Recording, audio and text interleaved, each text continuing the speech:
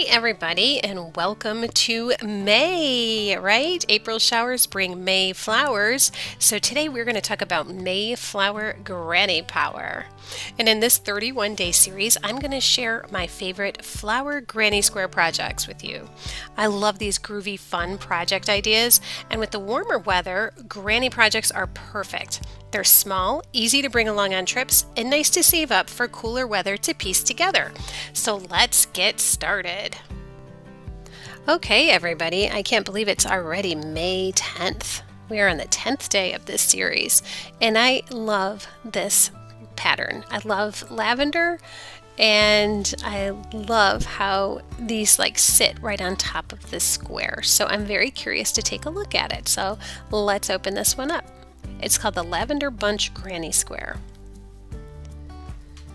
So this is by Costa's Crochet Shop, and it is a digital download.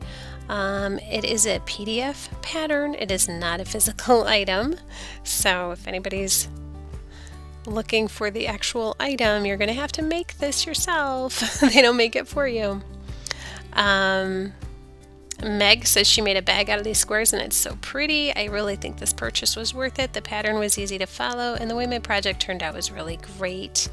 Alexandra included some photos here, and so did Sabrina. So they both agree that it's really a great pattern. I love how they made this one into like a little pouch. That's adorable.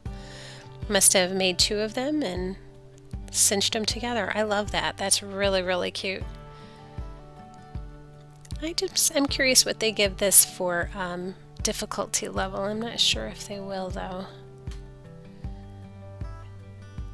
Yeah, it really doesn't give you too much description of the actual project, but to me it looks like it's just a solid granny square, and then it looks like, I'm not sure how they made the flowers.